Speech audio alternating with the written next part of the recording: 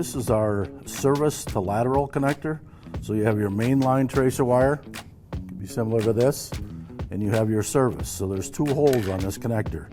The front's got a spot where it's actually hollowed out so that we can actually slip this over the main line so we don't have to cut the wire at the main line.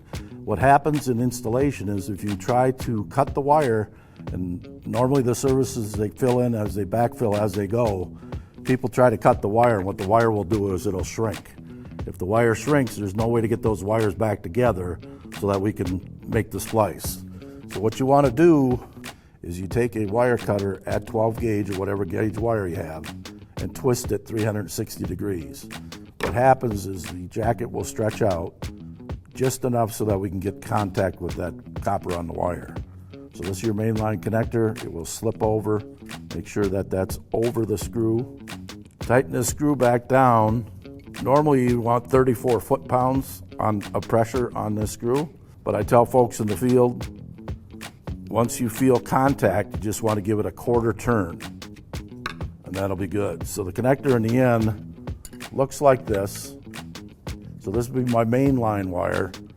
This would be my service line, right? So this could go up to a fire hydrant, a gas meter, a handhole, whatever it might be. So here's our main line tracer wire, here's our service. One thing you need to do is make sure you remove 3/8 of the jacket on the end of the wire, similar to this, right? Once we get done, we remove this cover. As soon as you remove the cover, we have our non-hardening dielectric gel inside this connector, and you simply shut this connector over the top of your wires.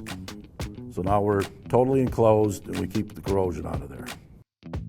We also have a larger model of this connector. As you can see, this is our pipe burst wire. It's got a large diameter. It's a stranded copper-clad steel.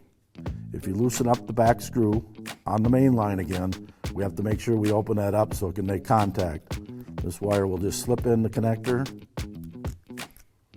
And again, we need to tighten this down to 34 foot-pounds. So once you get it tightened down, again, the cover is removed and we shut this so that we don't have any corrosion at that connection.